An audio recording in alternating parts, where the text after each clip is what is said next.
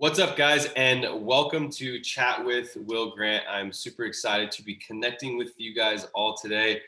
Nutrition is my passion. I absolutely love nutrition and probably can talk about nutrition all day. And we are here also with Dr. Edwin Adams, and he is the co-host of the show pretty much every single week, and just a leadership alchemist in himself. So what's up, Edwin? How are you doing today? What's going on, man?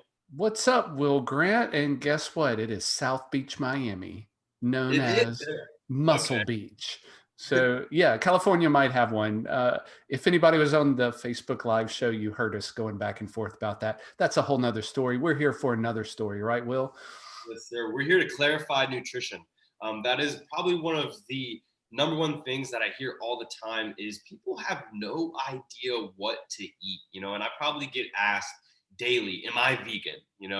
And it's pretty interesting because there's so much misleading information out there.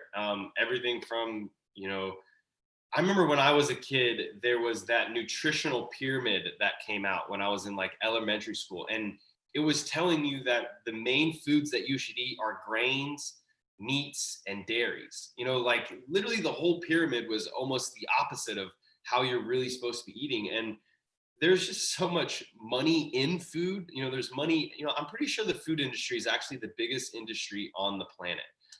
So there's a lot of, say, grain companies or meat companies or dairy companies that do a lot of lobbying for the government and into the FDA that really just tend to give us a lot of misguided information.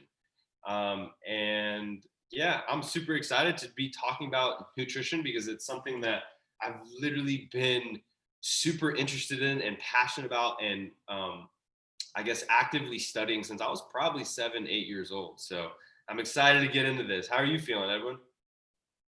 Man, today is a good day. And, being from Louisiana, I've got to argue with you on that point. I think it's oil and gas industry has to be the biggest industry. Food's in there somewhere, but we love oil and gas here in Louisiana. That's where all the jobs are. So, Yeah, maybe Will, this. Oh, it's go ahead. it's a great day. I just had a wonderful lunch that my wife made me. But you know what?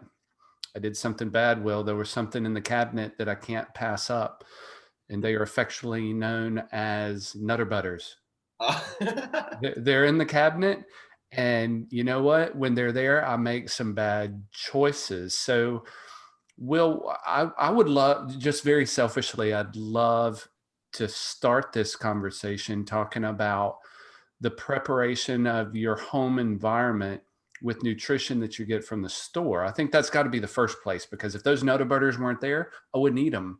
But doggone it, they're there. So that's a preparation issue. So can you kind of talk about some issues that you commonly see? And then I want to talk about the top 10 obstacles that I've researched. And I'm going to yeah. throw those out at you for some actionable strategies.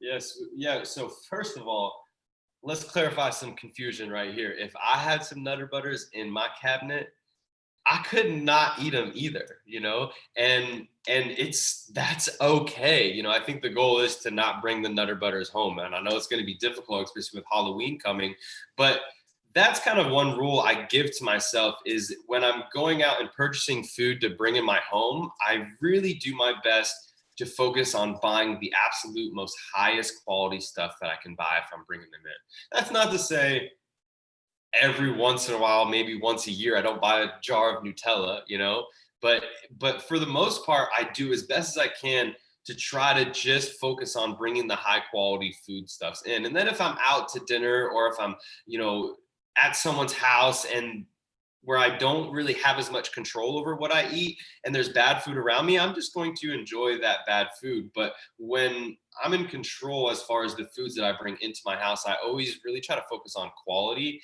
And I think that makes a big difference too, just to not have it there all the time. And I think the more you have high quality foods in your house, the more that you'll start experimenting and start to try to find your own little sweets and treats that, you might want to from healthy foods, because you'll start to try to maybe get a little creative on it. Yeah, and you pay particular attention to sourcing your food as well. I mean, organic is a complicated term, and maybe we can talk about that a little later. But even when you're looking to bring in nutritious food, it's either coming from your backyard or you're finding a local grower that you can certify that hasn't sprayed a whole lot of chemicals on there and that the food is the highest quality.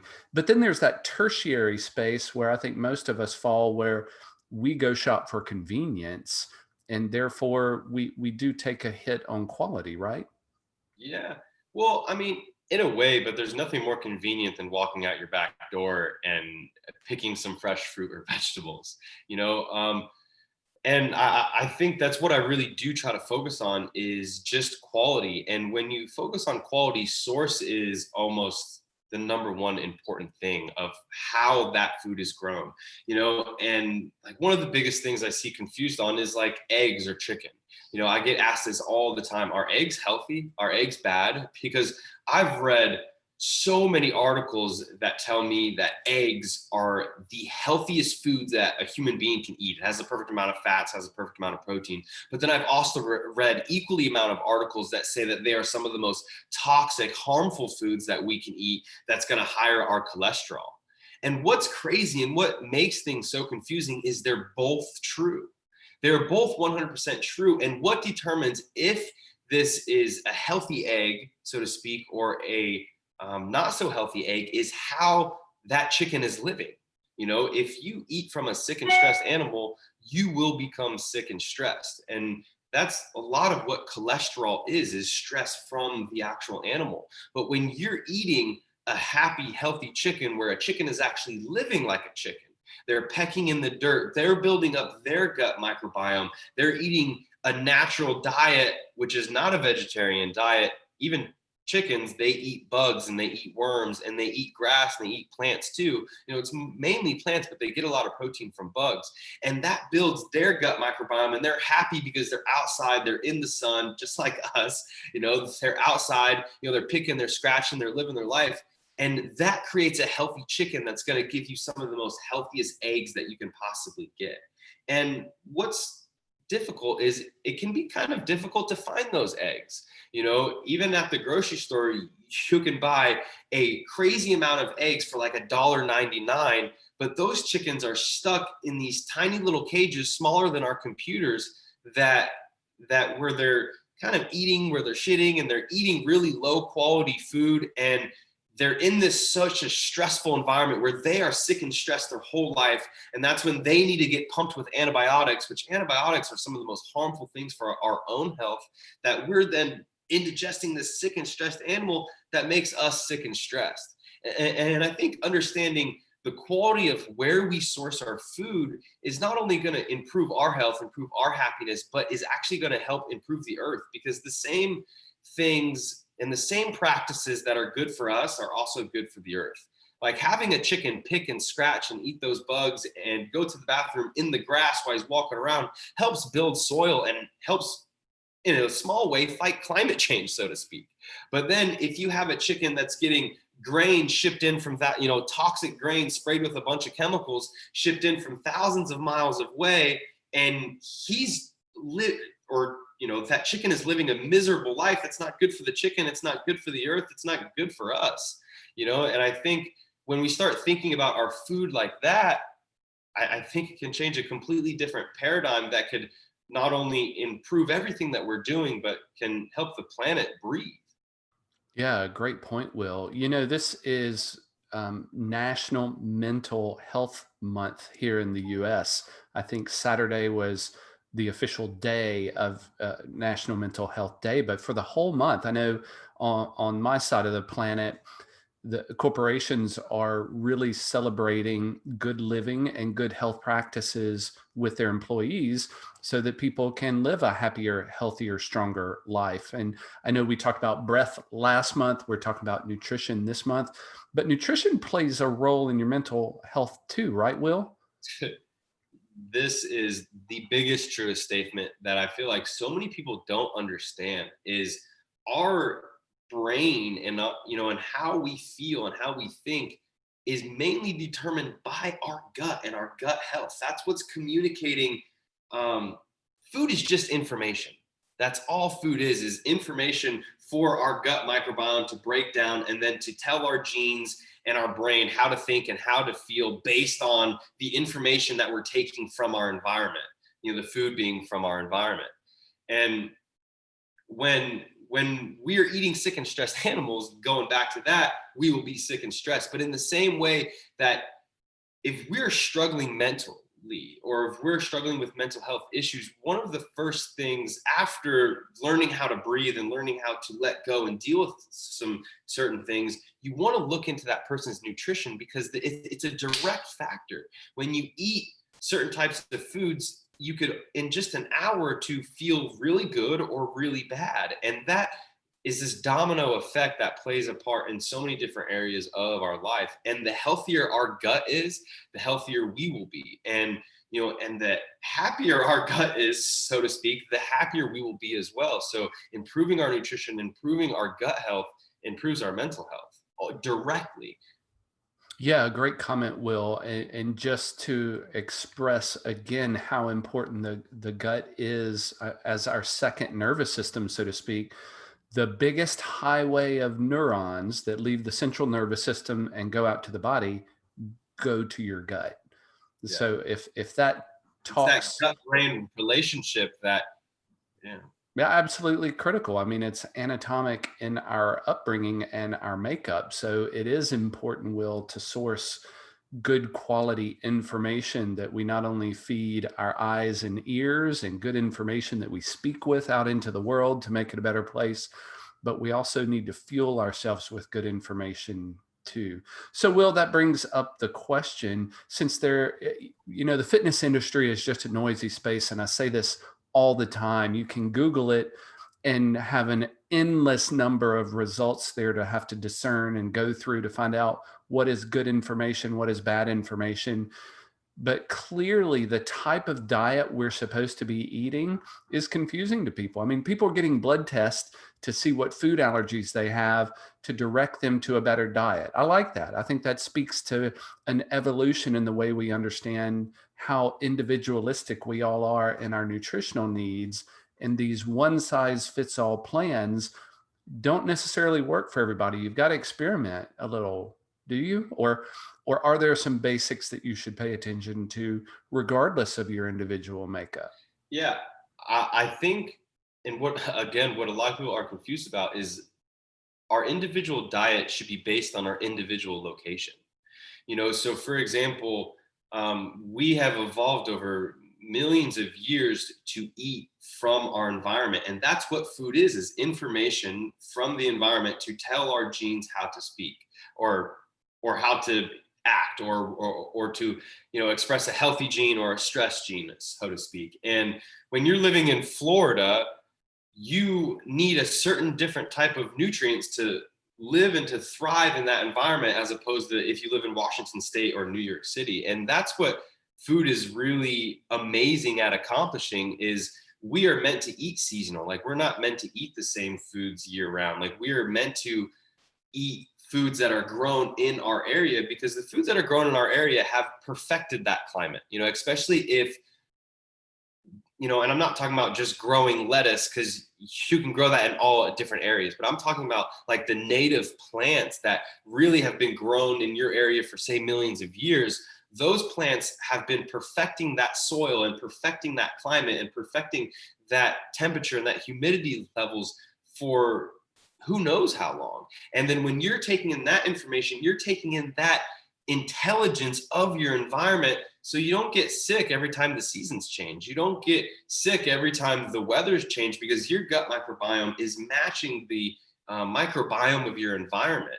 And I think that is extremely powerful, to where then that's connecting us with our environment in such a deeper way, to where we raise our own awareness. We become more aware of ourselves and our environment, because we're more connected with it. And I can genuinely feel that the more I eat from my yard, or the more I eat from an organic farm, as opposed to if I just go to the grocery store and don't get the organic, or especially if I go out to eat. Like, every time you go out to eat, unless they're posting that they don't have antibiotics or that they don't have pesticides or chemicals, you can almost be guaranteed that you're eating some of the lowest quality food for the highest quality prices. Unless again, you're searching those restaurants that are advertising, because you do have to pay the extra to have a or organically grown anything, because just the systems aren't in place yet. But the more that we vote for that, and the more that we do search for quality, that gives that local organic farm a little bit more power, a little bit more strength, a little bit more energy to then improve their systems and output to then serve us better. Yeah, it's voting season on a number of levels, and the vote that you were referring to at this time of year is with the dollars that you spend, help the distributors know what to source the stores with, right? Yeah, 100%. And that's why you see a huge, I guess, flux in organic food at the grocery store now, because we want better stuff. Nobody wants to eat chemicals. Like, now that they're seeing like the same graph going up, that the same time that they started spraying all these chemicals, autism and all these chronic illnesses has jumped up to almost the exact same degree as the amount of chemicals that we're spraying on our food and the chemicals that we're spraying on our environment. And like that statistic that I just tweeted out earlier this week, that 52% of our children have some sort of chronic illness, if that's allergies, or if that's diabetes, or if that's some sort of issue that they're practically born with now, as opposed to before we started spraying all these chemicals, it was like 1 to 2%. And it's drastically gone up the more that we're like, nobody wants these chemically grown foods. Nobody wants to eat sick and stressed animals. Nobody likes to see that awful stuff at those butcher shops, like, that's awful for the planet. That's awful for them. That's awful for us. We want something better. And that's the beautiful thing, is that it's starting to become more available, but I think we have so much more potential, and the best way that we could do is going to the local organic farm, joining that CSA, and then that improves their own ability to get that local food out, because we're supposed to be eating local. Like, I've been researching food since I was 9 years old, almost every single day, reading some article on food, if not weekly. And it always comes back to the more natural this food is grown, the better that it's going to be for us. There's this perfect intelligence that's all around us in nature that nobody quite listens to, but the answers are already there, and the more that we can come back to that, the more that we can get that good information into our body and that good food. And it always comes down to the less chemicals, and the closer it is to you and the fresher it's picked, the highest nutrients that this food is going to have, the better it's going to be for you, the more it's going to make you thrive. And just coincidentally, the better it's going to be for the planet and the next generations that come after us. Love that, Will. We've got a question coming from Braden. How do you gauge whether you have a good gut microbiome or a bad one? Is there a way to test it? I'm sure there is a way to like scientifically get a bunch of tests, but a gut feeling is real. Like, you can feel that. Like, if your digestion is causing problems, and if you have stomach pain, if you have gut pain, also if you have skin issues, like if you have acne, that's a direct sign of you probably have some gut microbiome issues. If you do have anxiety, if you do have a depression, like they said that, I read somewhere a couple of weeks ago, or heard Zach Bush talking, that one dose of antibiotics increases your chance to have depression in the next 6 months by over 40%. So like, if you're struggling mentally, like, that's a sign of gut issues. But what I've learned from my experience is it accumulates. Okay. So like, when I was young, when I was under 20, when I was under 22, it felt like I could eat whatever I want. And I was eating, at times when I was 16, 17, I was eating Taco Bell every single day. Like, I was eating fast food so much, and I didn't really feel it, because I was young and healthy, but that builds up and it accumulates. And then when I started bodybuilding, and I really started having a nutrition coach and a bodybuilder coach to give me this perfect diet to make me look this perfect certain way, I learned so much about nutrition. But it's also like, I was eating 6 to 8, 9 meals a day, eating 6 to 8 ounces of meat every 2 hours. And, and the focus wasn't plants or vegetables. It was just these certain type of macronutrients to make my body look a certain way. And I looked fantastic, but I felt worse than ever.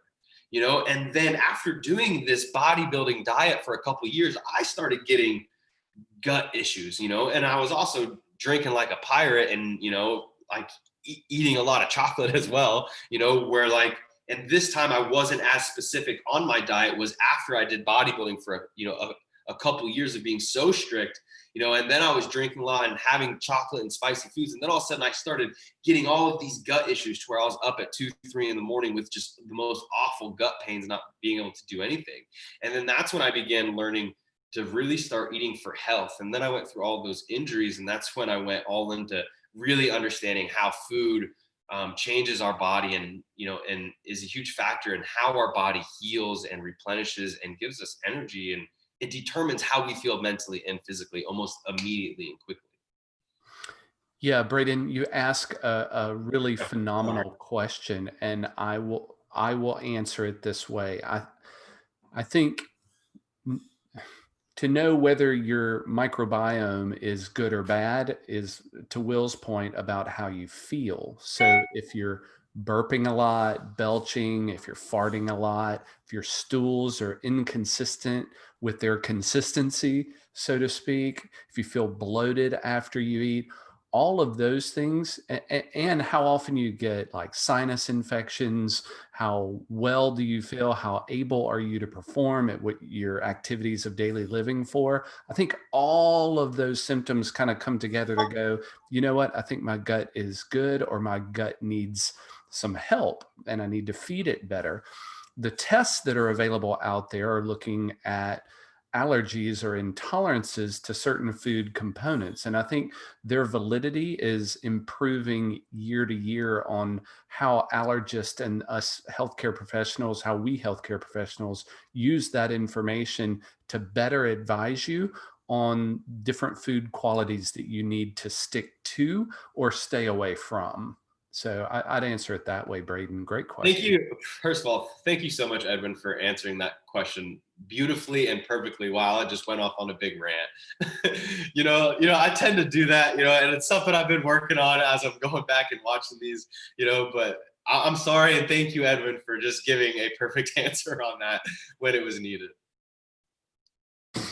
Hey, teamwork makes the dream work, brother. Yeah, we're a good team, that's for sure. We definitely had to cover both ends on that one. All right, we got you, Braden. It takes two of us. It takes two of us. So, Will, I've got a lot of questions for you, and they're related to my research that I've been doing on the obstacles. And I'm a huge Ryan Holiday fan, and his book, "The Obstacle is the Way," is probably one of my favorites, right behind "The Ego is the Enemy." But obstacles to good nutrition are all around us. So I've done my research and I've ranked the top 20 actually, but we'll go through the top 10 and then see if we have time to go through some of the others. But there are some big obstacles out there impeding people's progress to good nutrition. And I just like your perspective, having studied this since you were 8 years old, and me from the science background, I'll be happy to throw in some of my perspective. But there's some serious obstacles out there that I think once we raise the awareness of for people, they'll be better enabled to overcome them, because they're all overcomable. They're all overcomable, but people don't see it as obstacle. They see it as fact, and that's just the way it is, and they don't do anything to overcome them. So here they are, Will. Guess what the number one is? I'm going to quiz you first. What is the number one most common barrier to eating well, good nutrition, gut microbiome appropriate food? Is it money? Negative. Is it knowledge? Negative. The number one reason people eat poorly is because we are emotional stress eaters. That might have been the last thing I thought. Yeah. And in this day and age, people are under a lot of stress, especially in this COVID situation. Things are different. Everybody's stressed out. Work is different. The rate of change, information, politics, you name it. we are eating emotionally, and the rates of diabetes and cardiovascular disease, I think, are going up in proportion to the level of stress in the general population. So my question for you is, Will, knowing that that's the number one reason people are not eating a quality meal or eating quality foods, what are your top three strategies to overcome an emotional eating barrier? Well, one is don't bring it in your house, make yourself have to walk or ride a bike to it, and then if you have to walk there or ride a bike, maybe you'll calm down just from right there and feel so much better immediately. And then I believe I heard Oprah say one time, it maybe not be Oprah, so if it's not, I'm sorry, Oprah. I'm sure she listens. And but I heard Oprah say one time that, look, you're not a dog. You don't need to reward yourself or buy food. That is something that, if this is you and this is something that you struggle with, like, this is something that we can work on. You know what I mean? And it should be something to start taking steps to improving that process of finding something else when you're not feeling good. What has been the most beneficial thing for me is literally just go for a walk around your neighborhood before grabbing, this toxic indulgent food. And I think exchanging a bad habit to a good habit is the best way to stop doing a bad thing and I'll start feeling a little bit better. And I think the more that you take positive control over your emotions, then the more you'll be able to take positive control.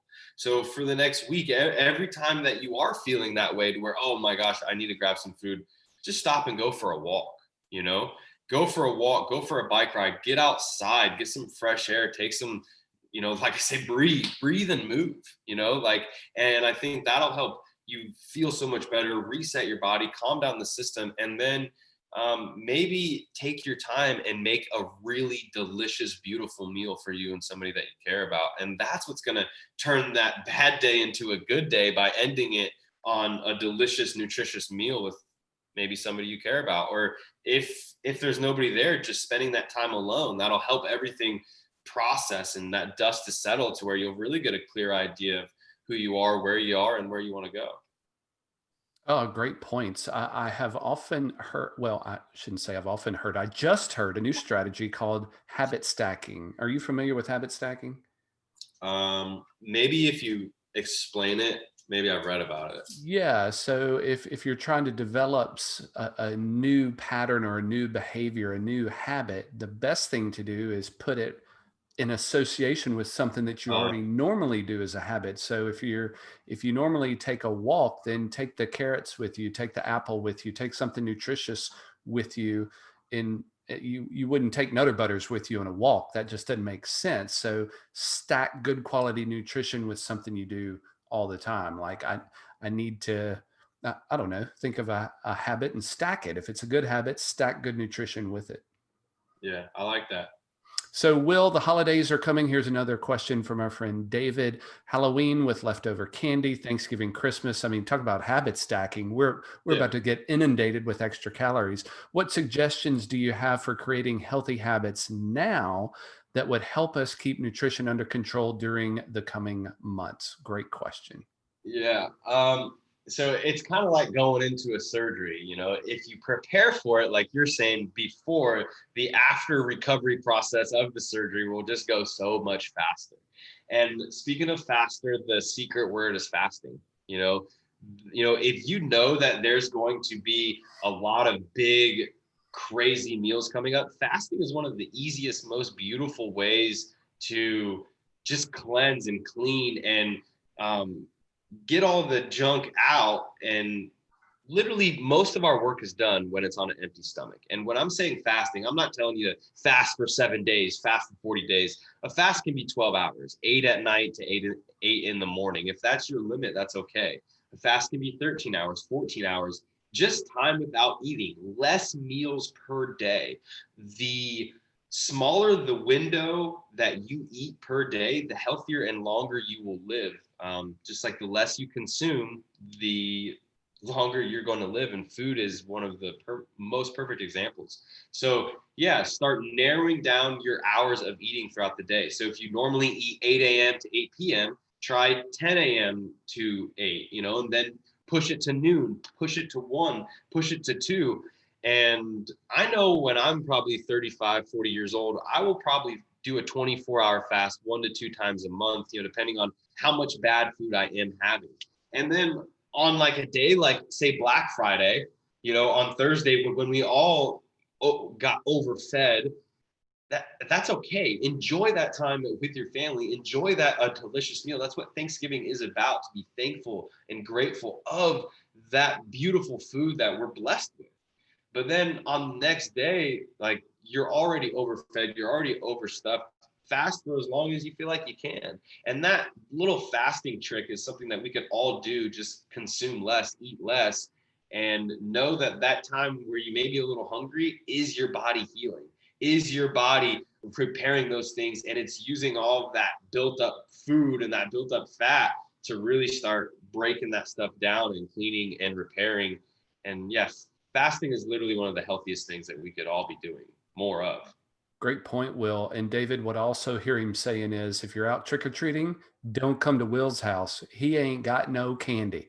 So No, anyway, no, but hey, but if you want to bring some candy here, like I said, I will eat it. My roommate just brought back some of the best chocolate chip, chocolate, everything covered cookies.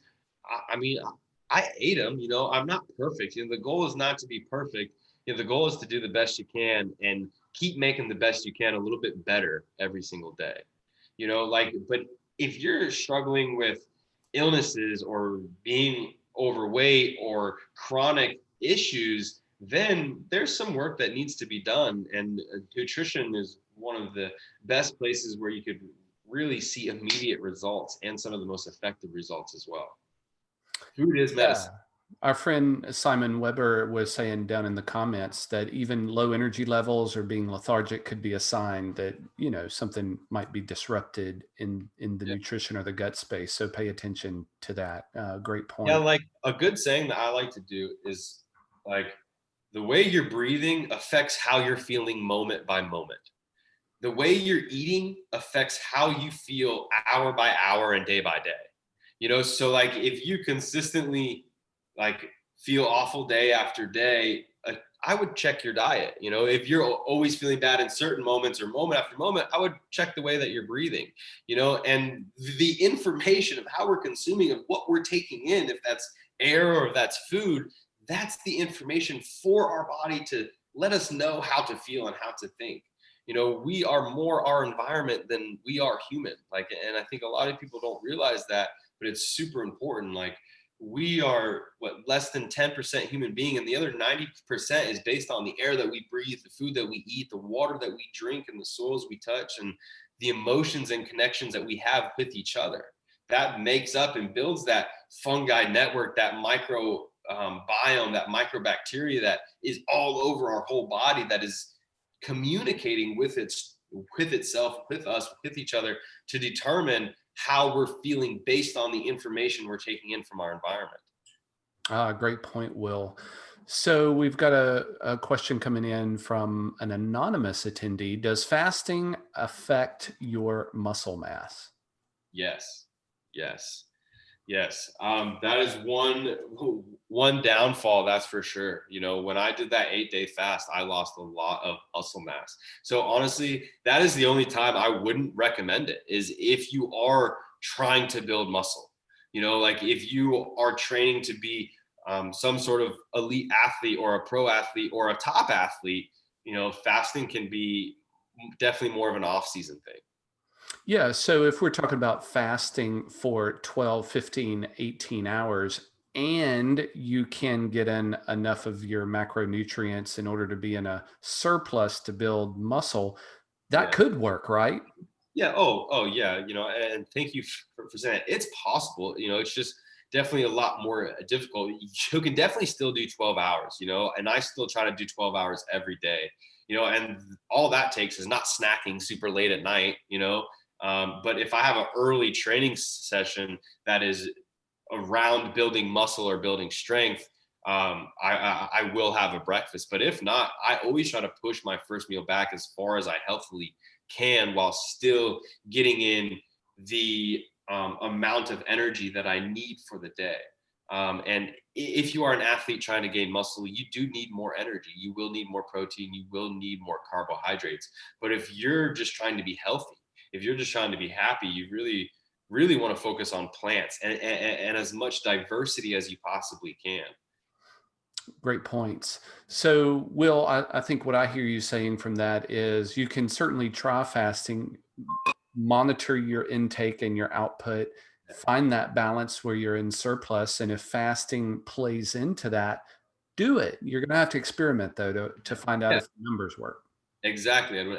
Experiment, weigh yourself, check or yourself, feel your strength, notice your muscle, just become self-aware. And the more aware you can be, the more that you'll find what works best for you. Because, it is individual, it's definitely, we're all going to react to different foods differently, especially based on not only where we're from, but where our DNA and our heritage is from, because what our ancestors have been eating for thousands of years, like people that are from Caribbean countries historically have always had and will react differently towards a different diet compared to a Northern European, or an African or a Canadian. Like it's so location based for sure. Awesome. So, Will, we spent almost 17 minutes on number one. Oh, wow. We might continue this conversation in the next episode of Chat with Will. So, the second biggest barrier to good nutrition is what, Will? Are you asking me? Yeah. I don't know, because I would think, it's hard to say, because from my environment and from my experience, well, when I was a kid, it was money. We couldn't afford to have the good food. We couldn't afford to really have much of any food other than what the food stamps got us, honestly. And what I've noticed is the people that are using the food stamps, they tend to have the lowest information of what's the best food to eat. And then past that, I would think that it was knowledge of maybe not knowing what to eat, because or then maybe, I guess, temptation. There's so much bad food around us all the time that I can see that it could be extremely difficult to say no. And I think that's why fasting is so powerful, because I used to be the same way, because I grew up so hungry and so poor as a kid. When there was bad food around me, I would just eat till I got a stomach ache and just completely indulge and lose control and feel awful. But when I started fasting, I just felt like I gained control over that need, because we can all go damn near 30-40 days without eating and still live. And then when I did that 7-8 day fast, I realized that you just gain this whole new self-confidence, like this whole new self-power, to where you're in control. And that was one of the biggest things I noticed from fasting on a regular basis, was I was more in control mentally, and I could, I guess, how do I say this, overcome my temptations. Yeah. Wow. So much in there to unpack. We still haven't answered the question yet, so I'm going to come back to it, Will, but I got to comment on a few things. Food stamp program, I feel for the individuals who have to use that program. I really, really do, because Up on that program. when they're trying to use critical dollars that they have to buy food, they're making choices strictly on calories alone to survive, almost. And what is the most dense macronutrient for calorie provision? It's fat. Right underneath that is carbs. So inherently, just the will to survive, we're setting them up in these dollar stores and in the grocery store. The cheapest food is the worst food for you. And that breaks my heart. So that's one thing I wanted to say. The second thing was, I was lazy last night, Will, and I watched the movie The Martian for like the 116th time.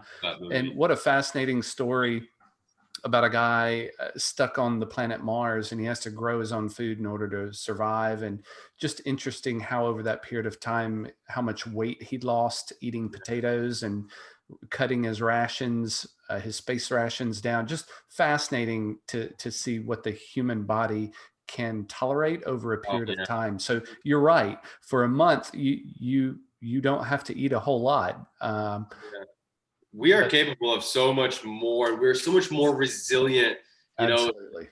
than we're given credit for, a lot of times if we just stop doing these bad things, our bodies will heal very, very quickly, and we're able to take, like, we don't have to eat every couple hours, like if you're hungry every couple hours, it's not because you need food. That's because you're addicted to the habit of eating every couple hours, Yeah. you So know? hunger is a funny thing, Will. I think we respond to it more than we control it. Yeah, and I think that's because our brains and these systems have been made for millions of years, that when we see food and high calorie food, that's what we got to get. And then the more we get it, the more we want it, the more we need it. Like it's That's the almost like, emotional part of us eating. We're yeah, emotional stress eaters. yeah, for sure. I feel like our brain and our bodies and our DNA is almost like just a few thousand years behind of our civilization, where, you know, like we're not used to having any types of high calorie, whatever, almost drug like food available anytime, anywhere. Like honestly, like, especially growing up pretty poor, I've been around a lot of drug addicts, and when I eat like chocolate or Nutella or like chocolate chip cookies or these awful foods, like it's not that much different, like it gives you this feeling and like you need it. I feel like a drug addict when I'm eating that Nutella. You know what I mean? Like it's connected to the same parts of our brain where it's almost like impossible to say no if it's right there, and that's why I think like the better we do in each moment on each day, like the better it's all just going to end up as a whole. Awesome. So, Will, the number two barrier that Yeah, people come on, let's get face in nutrition, well, it was a perfect segue. So I'm going there. The second biggest barrier is lack of planning. So I know there's a curiosity from David. Will, can you describe a typical eating day for yourself? And I know probably it's evolved from the bodybuilding days to the athlete phase to today, which you're still an athlete. I didn't mean to discount that, but I'm sure you consider planning your food a lot more than the average person. That's definitely something I can get better at. My roommate, is always on me that, I don't plan food as much, but I always try to have good stuff in my refrigerator. Like so then if I do have to stop and make some food, I always have something good available. And it helps that I always have something, fruiting in the yard, which is always nice too.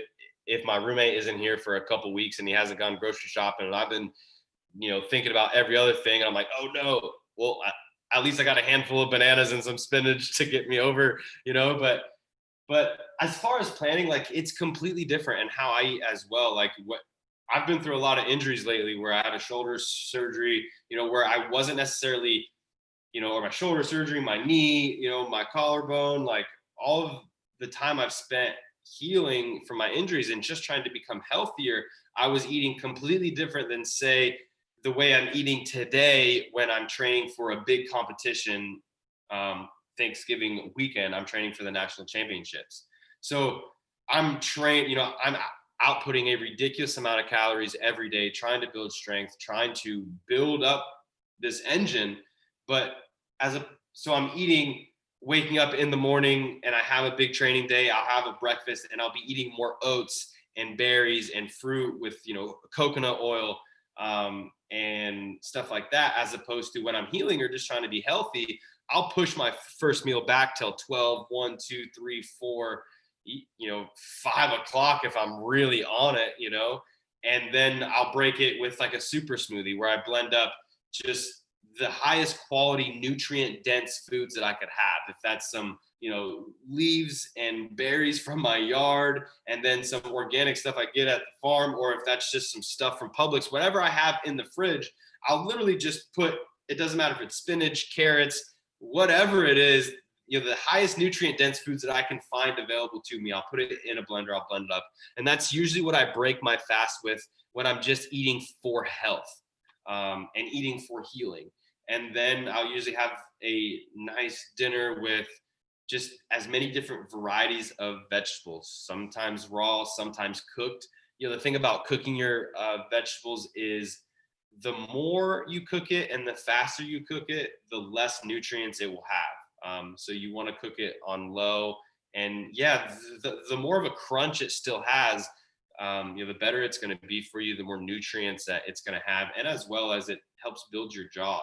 We're supposed to be chewing for actually hours a day, and we're eating such soft foods. It could be good to eat raw broccoli, eat raw carrots. It's something, even after reading that book Breath, it talks about the stronger your jaw is, the better that you can breathe and take oxygen in. So I've just been taking carrots throughout the day and just over chewing them as much as I possibly can to build my jaw and nourish myself at the same time.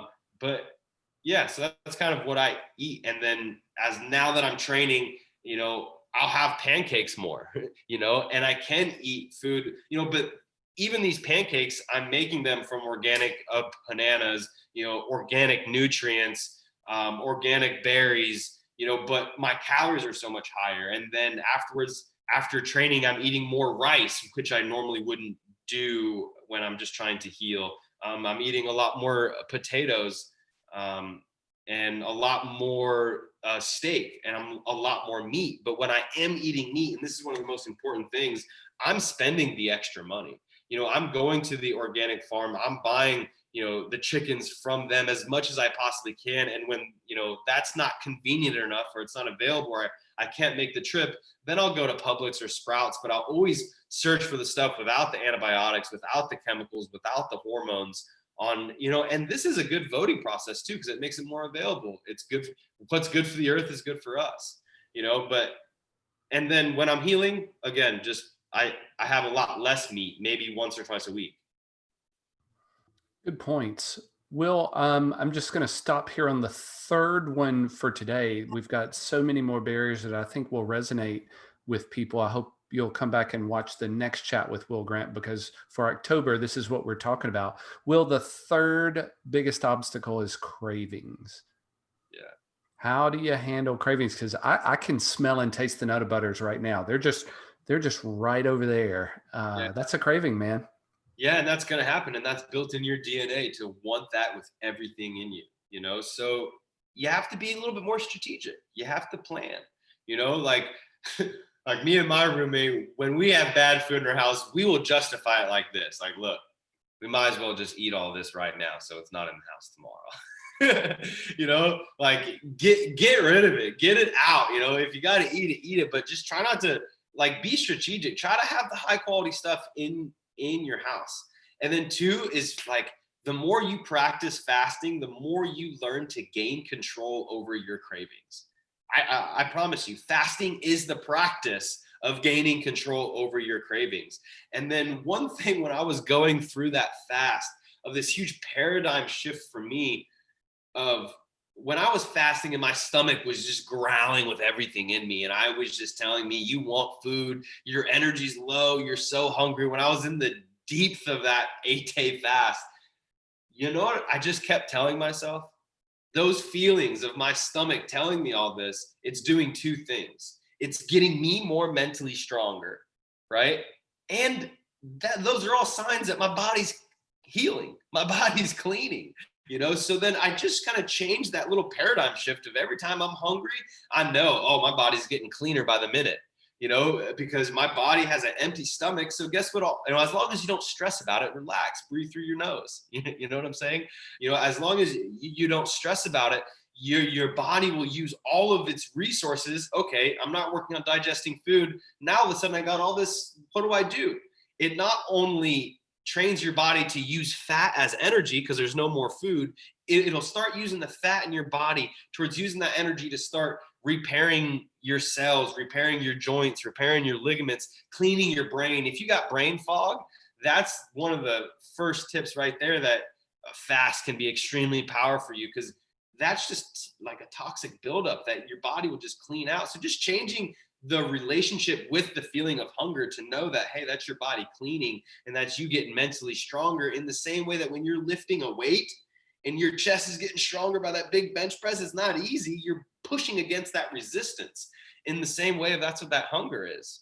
Surrender, relax, and enjoy that feeling, because what's crazy is, as healthy fasting is for you, it's just as healthy for the planet. One of the most leading causes that is hurting the planet is all the food that we're eating. We're all almost over consuming too much food. So when you give your stomach a break, you're giving the earth a break too. So that's another just little way to think about it that could, change some things. Yeah, these first three have all been interrelated to me. I mean, from the emotional stress eating can be a symptom of lack of planning, and then cravings are related to the emotional aspect of poor eating. So I think simply the awareness that just because you feel it doesn't mean it's true. That awareness alone can then empower you to make a better choice. That I don't, the only reason I feel this way is because I have put a relationship in my head between the feeling of hunger and satiation to a past experience. So they're connected. So when I feel it, it's the default program that goes ahead and plays. And then you play out the same behavior. So thought, belief, action, and you just, if you're not aware of it, you play the program just like your iPhone runs programs or whatever. So awareness helps you break the cycle. I love what David is saying in the Q&A. He's saying, Edwin, my downfall is Reese's peanut butter cups. I have found that I don't want the candy, but I want the flavor. So this is key. He's substituted chocolate rice cakes with low-fat peanut butter on them. Same flavor, better calories, and even more satisfying. So that's Hey, brilliant. hold on. I want to point two things. First of all, be careful with low-fat peanut butter. That doesn't sound real, because peanuts have fat, and the fats in the peanuts are actually the healthy part in the fats. So it could be even healthier, instead of running away from fat and going low fat, just go for organic without palm oil. And then you'll actually get all the nutrients in the peanut butter that is healthy for you, and put it on those rice cakes, and everything that you were saying earlier, Edwin, about it's the cravings, like it's an addiction, and like I think the more we disassociate like our cravings for bad food, thinking it's any different than any other addiction, that's lack of awareness, and that's fooling ourselves, and that's what I mean of like this stuff, like don't get me wrong, Reese's is my favorite too. I stop sometimes and get a Reese's as well. Like I try to do it as little as possible, and it's addictive. It can be like, it is one of the most addictive things. And that's why we have to be so careful and so mindful of not only what we're feeding ourselves, but what we're feeding our children, because the more you eat it, the more you need it, so be extremely careful with that. And to realize that that is an addiction, that is no different than any other sort of drug addiction. If you're drinking Coca-Cola, loaded with sugar, and eating Reese's Pieces every day, and that's what you feel like your body needs because your body's craving that. That is your body literally addicted to the chemicals and, and the dopamine and the serotonin of what that food gives. Like, you're literally addicted to that. And I think the more that we can become aware of that and maybe give ourselves a little bit of a fast, the more that we can control that. And then we start experimenting with these high quality, nutrient dense foods, and we won't need that as much. Awesome, Will. Well, look, I have a craving and I need to go eat some Nutter Butters. Let's land this plane, man. What's the challenge this week? Challenge this week is I want you guys to think about two things. One, plant a garden. The single best food that you can eat is the food that you plant and grow yourself. This will build your gut microbiome, align it with your environment, and will give you the highest nutrient dense foods that you can get. If you're struggle growing food, get some mulch. Mulch will do it for you. Chipdrop.com is a place where it's like Tinder, but you'll meet some local landscapers that will trim branches. They put it in wood chips and they'll drop off a free load right there for you. Two is look up your local organic farm. We have to start supporting our farmers, especially the ones who are doing it with practices that are good for us and good for the earth. The more we vote in this way, the more that these high nutrient, local, nutrient dense foods will be available to us. So research, pretty much everywhere is going to have a local organic farm, even if you don't think so. Just Google it, local organic farm near me, and try to join their CSA. Yeah, explain CSA CSA. A CSA is community supported agriculture. So instead of like going to a grocery store and you just picking out what you want and buying it, and that's coming from who knows where, what this is you actually purchase a share of their harvests for the season. So for example, you put up the money to the farmer up front, and then you come either every week or every other week and pick up what they harvested that week. And that's extremely important because that's when the nutrients are going to be the highest, and it's grown in your area. Remember, that food it tends to be a lot smarter than us, to where it's already perfected this climate with its roots and with its soils. So to eat those nutrients will give you the perfect amount of nutrients to thrive in your climate. So yeah, a CSA is where you put the money up front and then you can pick up your harvest weekly or bi-weekly. And most of these places, like the place that I go to, you could also order stuff online too, because they work with other organic farmers and fermenters and all that stuff too. So just look up your local organic farm. And then continue educating yourself, because that's really what this is. Is knowledge is power when it comes to nutrition. So start to read the backs of labels to understand what are the ingredients of the stuff that you're eating. If there's a bunch of ingredients you've never heard of, I wouldn't trust it in my body, like that's for sure, because the people who are making the food, like I wouldn't really trust the FDA to determine what is healthy food for you, because I know when I was a kid, they were telling us that chemically grown toxic grains and stressed out cows that are giving milk was the best thing to eat, which is literally the leading cause of all chronic illnesses today. So don't rely on somebody else. Like, you have to do your own research, read the ingredient lists. And some of the favorite people that I like to listen to and learn from are Dr. Mark Hyman. He has a podcast and he's on all the top other podcasts that talk about anything good, in my opinion, I feel like. So go to and look up Mark Hyman. He just came out with a book that's really good that explains like what the heck to eat. And also Dr. Zach Bush. He is one of the most amazing doctors, in my opinion, that is talking about not only our health, but how it's connected to our soil health.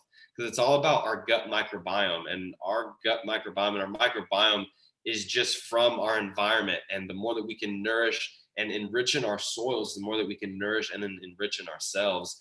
And I think something crazy to think about, and I think is extremely important for every single one of us that are listening right now, is they're saying that we have about 30 to 60 years of farmable soil left.